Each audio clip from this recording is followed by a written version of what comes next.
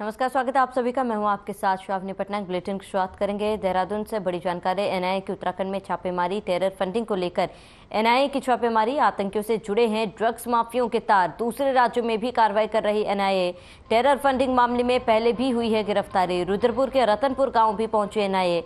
बड़ी जानकारी आपको बता दें इस वक्त की दूसरे राज्यों में भी कार्रवाई कर रही है एनआईए। टेरर फंडिंग मामले में पहले भी लगातार गिरफ्तारी की जा चुकी है और एनआईए की उत्तराखंड में लगातार छापेमारी। टेरर फंडिंग को लेकर एनआईए की छापेमारी और आतंकियों से जुड़े ड्रग्स माफियाओं के तार इनसे जुड़े हुए हैं। दूसरे राज्यों में भी कार्रवाई की जा रही है। बड़ी जानकारी आपको बता दें, टेरर फंडिंग को लेकर एनआईए कार्रवाई कर रही है। लगातार 6 राज्यों में छापेमारी की गई और टेरर फंडिंग को लेकर एनआईए छापेमारी कर रही है। आतंकियों से जुड़े ड्रग्स माफियाओं के तार। बड़ी जानकारी आपको बता दें, एनआईए के उत्तराखंड में छापेमारी लगातार जारी है और टेरर फंडिंग को लेकर एनआईए की छापेमारी, जहां आतंकियों से जुड़े हैं ड्रग्स माफियाओं के तार।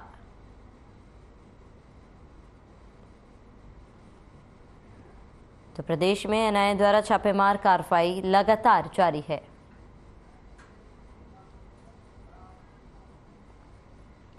उत्तराखंड के मुख्यमंत्री पुष्कर सिंह धामी हरिद्वार दौरे पर है, जहां पर रोशनाबाद पुलिस लाइन हेलीपैड पर हरिद्वार सांसद रमेश पोखरियाल निशंक और स्थानीय विधायक मदन कौशिक सहित बीजेपी कार्यकर्ताओं और साधु संतों ने सीएम का स्वागत किया है।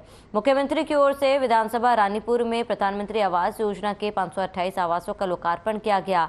और वहीं आपको बताते कि सीएम धामी की सुरक्षा को लेकर पुलिस प्रशासन मौके पर तैनात है और 528 आवासों का लोकार्पण आज सीएम धामी द्वारा किया गया, जहां हरिद्वार दौरे पर सीएम धामी पहुंचे और परियोजनाओं की सौगात सीएम द्वारा दी गई।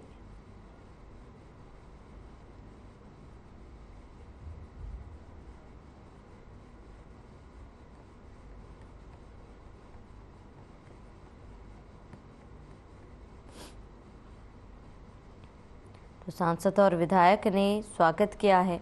528 आवासों का लोकार्पण सीएम द्वारा किया गया और कई सौगातें आज प्रदेशवासियों को दी गई। हरिद्वार दौरे पर सीएम धामी पहुंचे थे और सांसद और विधायक भी उनके साथ मौजूद रहे। तो लोकसभा 2024 के चुनाव की तैयारियों में बीजेपी कोई कसर छोड़ना नहीं चाहती है। बता दें कि बीजेपी शासित राज्य में केंद्र की महत्वपूर्ण योजनाओं को धरातल पर उतारने का काम किया जा रहा है, जिससे सरकार की योजना जन जन तक पहुंच सके।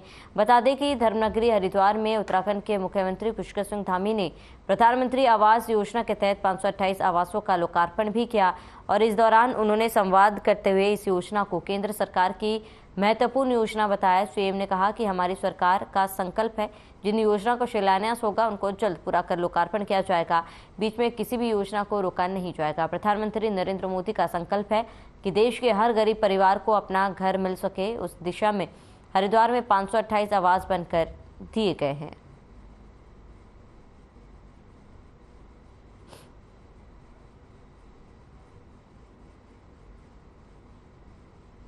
हमारा संकल्प है कि जिन योजनाओं का भी हम शिलान्यास करेंगे, यानी कि जो योजनाएं हम प्रारंभ करेंगे उन योजनाओं का लोकार्पण करेंगे, यानी कि जो योजनाएं शुरू होंगी वो योजनाएं पूरी होंगी, बीच में कोई योजना नहीं रुकेगी। और कहीं ना कहीं आज जो 528 मकान आज मिले हैं, हमारे प्रधानमंत्री आदरणीय मोदी जी का जो संकल्प है कि देश के हर गरीब का अपना पक्का घर हो, उसकी पक्की छत उसको मिले, उस दिशा में एक बड़ा कदम है।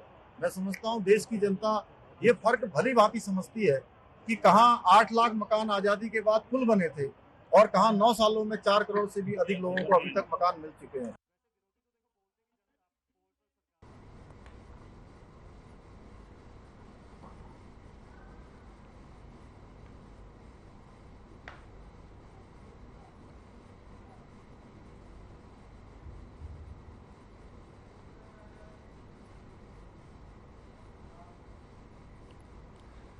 उत्तराखंड में होने जा रहे निकाय चुनाव को लेकर बीजेपी द्वारा तैयारियां तेज कर दी गई है। आपको बता दें, चुनाव में कम समय बाकी है और इसमें बीजेपी महानगर द्वारा चुनाव को लेकर जनसंपर्क अभियान चलाया जा रहा है। साथ ही महानगर कार्यकारिणी की भी घोषणा हो चुकी है। महानगर अध्यक्ष युवा मोर्चा देवेंद्र सिंह बिष्ट ने 14 मंडलों के कार्यकर्ताओं की सूची तैयार करने का काम किया जा रहा है। आने वाले 1-2 दिन में मंडलों के कार्यकर्ताओं की सूची जारी कर दी जाएगी।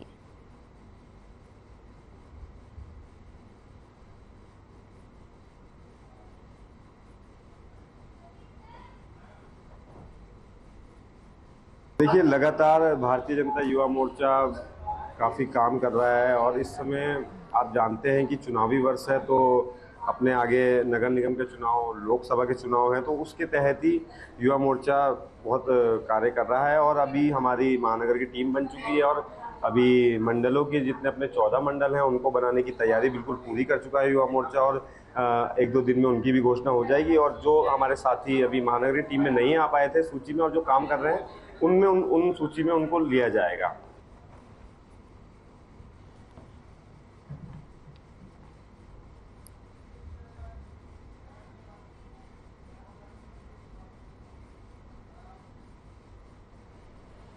तो कैबिनेट मंत्री चंद्र रामदास के निधन के बाद खाली हुई बागेश्वर विधानसभा सीट के उपचुनाव को लेकर बीजेपी और कांग्रेस दोनों दलों ने अपनी रणनीति तेज कर दी है। माना जा रहा है कि चुनाव आयोग जल्द ही उपचुनाव के लिए नोटिफिकेशन जारी कर सकता है, जहां बीजेपी का दावा है कि वह इस चुनाव में ऐतिहासिक जीत दर्ज करेगी और इसके लिए तमाम तैयारियां की जा रही है। तो वहीं कांग्रेस ने भी अपने सभी कमेटियों को चुनावी कार्य की अभी से जिम्मेदारी सौंप दी है। बीजेपी प्रदेश प्रवक्ता सुरेश जोशी ने कहा कि आने वाले 6 महीनों के अंदर बागेश्वर विधानसभा सीट पर उपचुनाव होना है, जिसको लेकर पार्टी की ओर से पूरी तैयारियां कर ली गई है।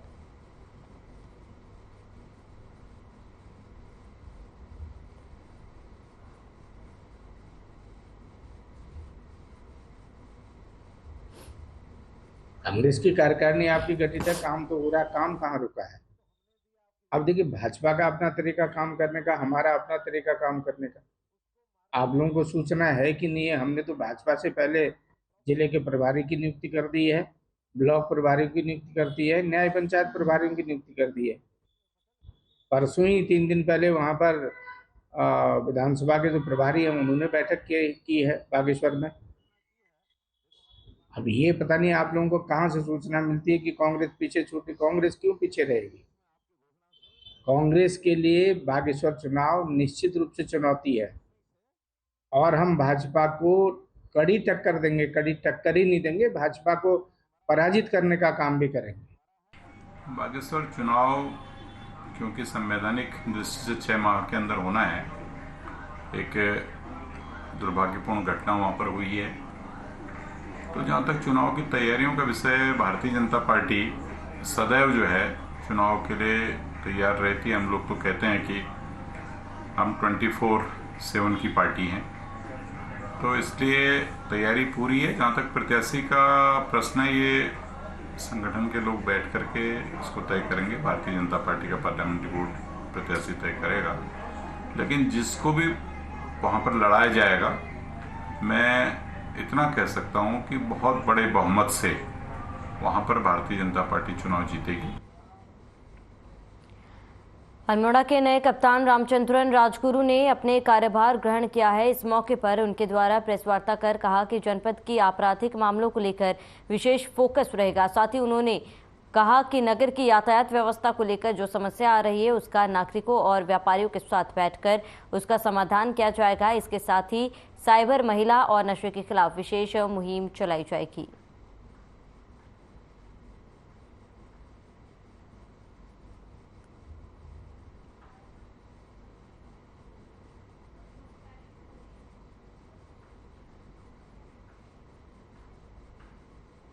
किया है और मैंने जितना अभी तक इसके बारे में स्टडी किया, यहाँ की समस्याओं के बारे में, जिसका पुलिस से सरोकार और यहाँ के समाज के जो जितने भी लोगों से सरोकार है, उन समस्याओं को हम सॉल्व करने का प्रयास करेंगे।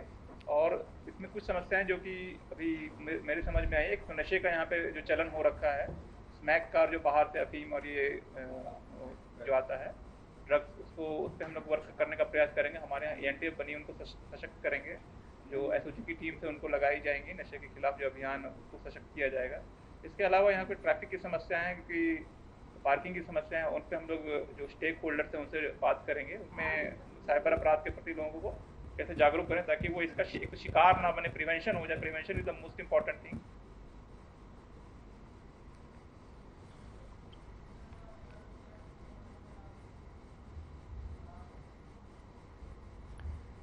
कृषि विभाग ने मिलेट्स महोत्सव के नाम पर करोड़ों खर्च कर दिए हैं, लेकिन ओलावृष्टि और भारी बारिश के चलते बागवानी और कृषि को जो नुकसान हुआ है उसका मुआवजा अभी तक तय नहीं किया गया।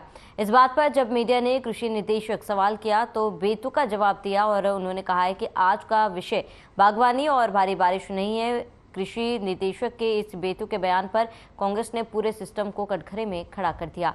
उन्होंने कहा कि मिलक महोत्सव के नाम पर तो करोड़ों बहाए जा रहे हैं, लेकिन जिन किसानों को भारी नुकसान पहुंचा है उनका अभी तक मुआवजा तय नहीं किया गया। ये एक बड़ा सवाल है। इस बयान से साफ है कि किसानों के प्रति विभाग के अधिकारी कितने जिम्मेदार हैं।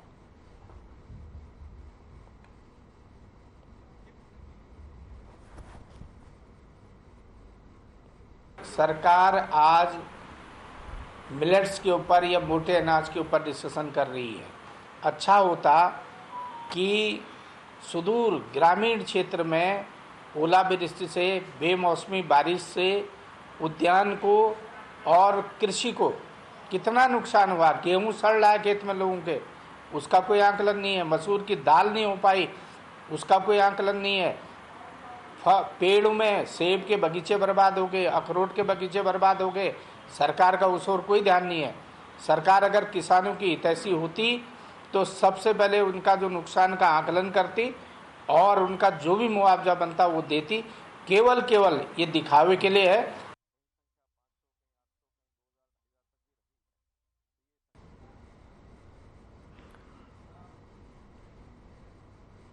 जिले के वरिष्ठ पुलिस अधीक्षक मंजुनाथ टीसी के निर्देशन में मादक पदार्थों की धरपकड़ हेतु पुलिस को निर्देशित किया गया कि वह मादक पदार्थों में लिप्त लोगों पर पैनी नजर रखे। इसी क्रम में जसपुर पुलिस को एक सफलता हाथ लगी।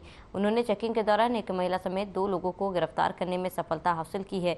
काशीपुर में घटना का खुलासा करते हुए सीओ वंदना वर्मा ने बताया कि जसपुर पुलिस ने चेकिंग के दौरान एक महिला और पुरुष को 18 ग्राम स्मैक के साथ गिरफ्तार किया है। पूछताछ में इन दोनों ने बताया है कि वो स्मैक उत्तर प्रदेश के बरेली से लाते हैं और ऊंचे दामों में जसपुर क्षेत्र में बेचते हैं। सीओ वंदना वर्मा ने बताया है कि ये तीनों आपराधिक किस्म के व्यक्ति हैं। महिला के खिलाफ बरेली में एनडीपीएस एक्ट में मुकदमा दर्ज है, जबकि पुरुष के खिलाफ जसपुर थाने में आर्म एक्ट में मुकदमा कायम है। दोनों महिला और पुरुष को न्यायालय के समक्ष पेश किया जा रहा है।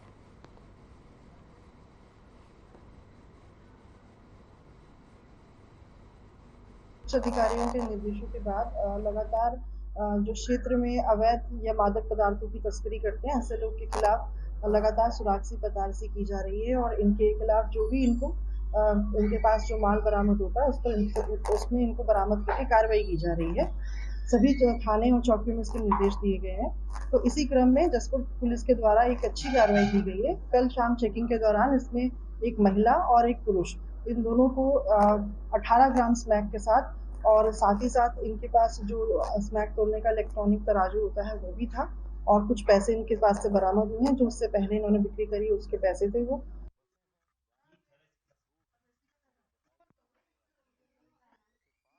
को गिरफ्तार किया गया है और आपको बता दें कि आरोपियों से 18 ग्राम स्मैक भी बरामद किया गया।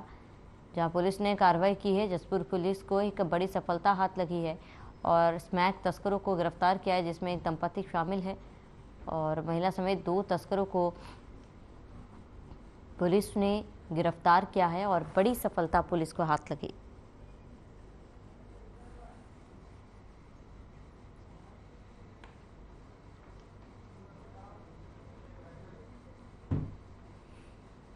लोकसभा 2024 के चुनाव की तैयारियों में बीजेपी कोई कसर छोड़ना नहीं चाहती है। बता दें कि बीजेपी शासित राज्य में केंद्र की महत्वपूर्ण योजनाओं को धरातल पर उतारने का काम किया जा रहा है, जिससे सरकार की योजना जन जन तक पहुंच सके। बताते कि धर्मनगरी हरिद्वार में उत्तराखंड के मुख्यमंत्री पुष्कर सिंह धामी ने प्रधानमंत्री आवास योजना के तहत 528 आवासों का लोकार्पण किया। इस दौरान उन्होंने संवाद करते हुए इस योजना को केंद्र सरकार की महत्वपूर्ण योजना बताया। सीएम ने कहा कि हमारी सरकार का संकल्प है, जिन योजनाओं का शिलान्यास होगा उनको जल्द पूरा कर लोकार्पण किया जाएगा। बीच में किसी भी योजना को रोका नहीं जाएगा। प्रधानमंत्री नरेंद्र मोदी का संकल्प है कि देश के हर गरीब परिवार को अपना घर मिल सके। उस दिशा में हरिद्वार में 528 आवास बनाकर दिए गए।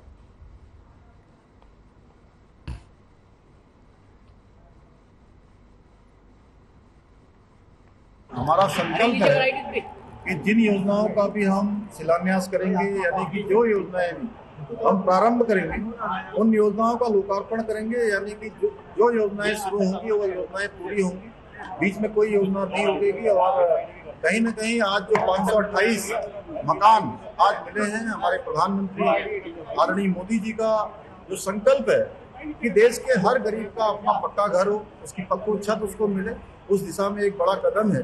मैं समझता हूँ देश की जनता ये फर्क भली भांति समझती है कि कहाँ 8 लाख मकान आजादी के बाद कुल बने थे और कहाँ 9 सालों में 4 करोड़ से भी अधिक लोगों को अभी तक मकान मिल चुके हैं।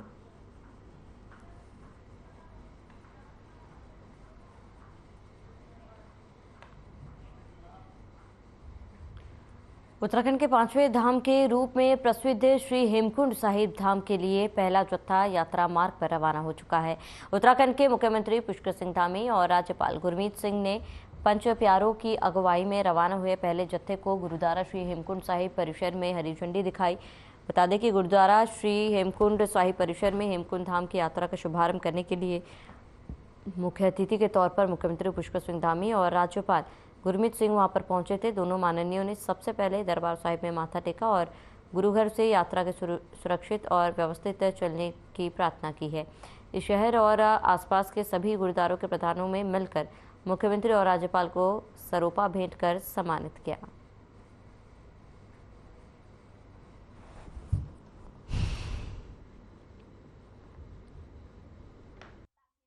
आज यहाँ से प्रारंभ हो रहा है, आज से यात्रा एक तरह से शुरू हो रही है।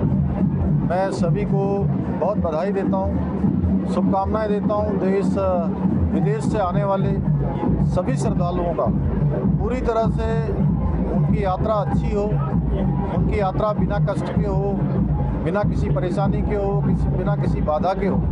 उसके लिए उत्तराखंड की सरकार इस गुरु घर के आज पवित्र प्रांगण से हम ये कह सकते हैं कि हम पूरी तरह से तैयार हैं। आदरणीय प्रधानमंत्री जी का मैं धन्यवाद करना चाहता हूं कि उन्होंने जहां हमारे बद्रीनाथ धाम, केदारनाथ धाम का पुनर्निर्माण का काम, मास्टर प्लान का काम उनके नेतृत्व में प्रारंभ हुआ है और इस साल के अंत तक वो काम पूरा हो जाएगा।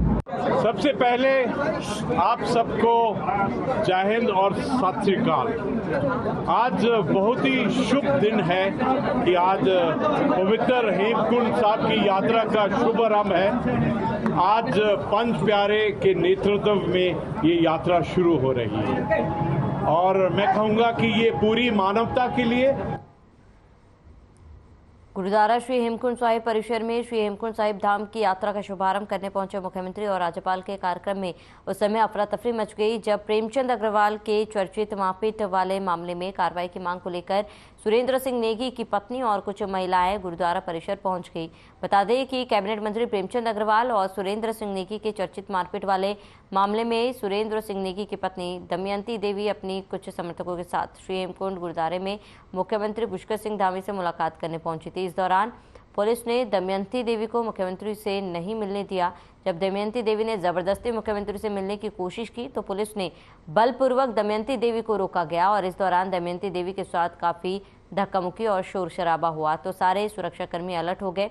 पुलिस ने किसी तरह दमयंती देवी को काबू में किया और जबरदस्ती पुलिस जीप में बैठाकर कोतवाली ले गई। दमयंती देवी ने इस दौरान चीख कर कहा कि वह अपने पति के साथ हुई मारपीट के मामले में न्याय की गुहार लेकर मुख्यमंत्री से मिलने आई, लेकिन पुलिस ने उनके साथ ऐसा व्यवहार किया है जिसके बारे में कभी सोचा भी नहीं जा सकता। दमयंती देवी ने कहा है कि मारपीट वाले मामले में रिपोर्ट दर्ज होने के बावजूद अभी तक प्रेमचंद अग्रवाल के खिलाफ कोई एक्शन नहीं लिया गया। वो अपने पति को न्याय दिलाने के लिए हर संभव प्रयास करेंगी। वहीं कोतवाल खुशीराम पांडे ने बताया कि सभी महिलाओं को घर भेज दिया गया।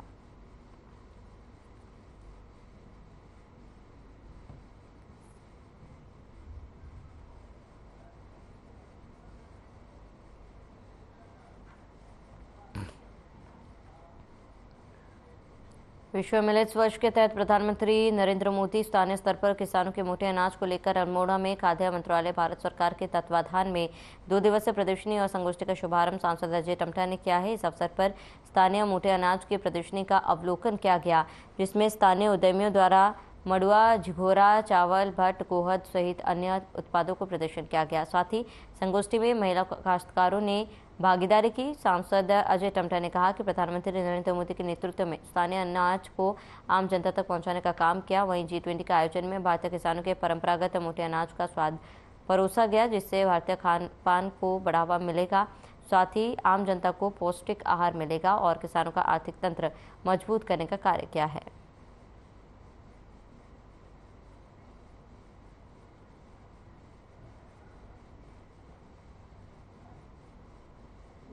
जिस प्रकार से पूरे देश दुनिया के अंदर भारतीय मिलेट्स जो हमारे मोटे अनाज हैं और जो हमारे अलग अलग प्रांतों के अंदर, अलग अलग क्षेत्रों के अंदर, चाहे वो अलग अलग प्रकार के क्लाइमेट में उत्पादित होते हैं, उनकी महत्ता को बढ़ाने के लिए भारत सरकार के खाद्य मंत्रालय और मैं विशेष रूप से एसोचैम को बहुत बधाई देता हूं कि उन्होंने मेरे उत्तराखंड में और वो भी इस ऐतिहासिक नगरी कुमाऊं की राजधानी अल्मोड़ा में इस कार्यक्रम को करने का लक्ष्य लिया।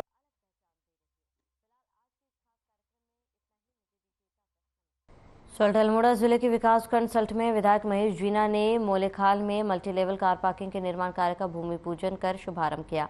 कार्यक्रम में मुख्य अतिथि विधायक महेश जीना ने 4,55,18,000 रुपए की लागत से टैक्सी पार्किंग बनाया जा रहा है, जिसमें निर्माण कार्यदायी संस्था CNDS रानीखेत द्वारा किया जा रहा है। पार्किंग भवन का 765 स्क्वायर मीटर एरिया में 2 फ्लोर में निर्माण कार्य किया जाएगा, जिसमें 28 गाड़ियां एक फ्लोर में और कुल मिलाकर शुरुआत में 52 गाड़ियां पार्किंग की व्यवस्था हो सकेगी। कार्यक्रम की अध्यक्षता मंडल अध्यक्ष भगवत बोरो ने की।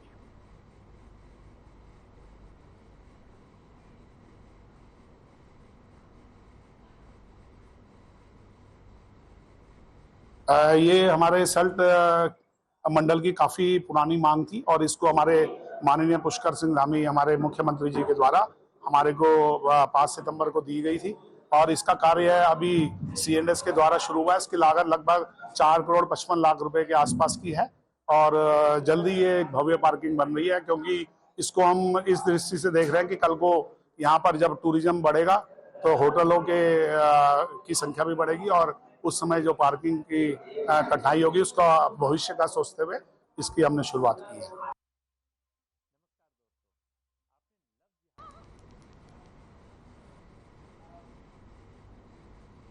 जिले के वरिष्ठ पुलिस अधीक्षक मंजुनाथ TC के निर्देश पर नशा तस्करों के खिलाफ पुलिस लगातार सख्त कार्रवाई कर रही है और इसी क्रम में जसपुर पुलिस को सफलता हाथ लगी। बता दें कि उन्होंने चेकिंग के दौरान एक महिला समेत 2 लोगों को गिरफ्तार करने में सफलता हासिल की है।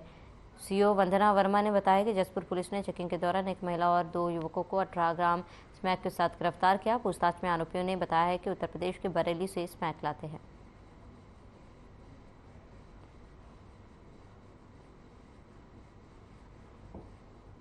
लगातार उच्च अधिकारियों के निर्देशों के बाद लगातार जो क्षेत्र में अवैध या मादक पदार्थों की तस्करी करते हैं ऐसे लोग के खिलाफ लगातार सुराग पतारसी की जा रही है और इनके खिलाफ जो भी इनके पास जो माल बरामद होता है उसमें इनको बरामद करके कार्रवाई की जा रही है।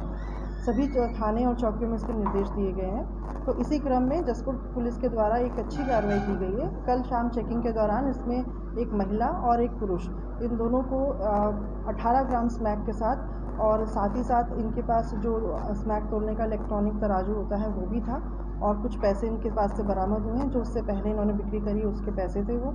और ये इसके साथ ही इन दोनों महिला और पुरुष को इसमें अरेस्ट किया गया है। पूछने पर ये बता रहे हैं कि ये लोग बरेली से ही स्मैक लेके आते हैं और यहाँ महिला कभी कभार अपने घर पर और कई बार बाहर भी इसको ले जाके बेचती है।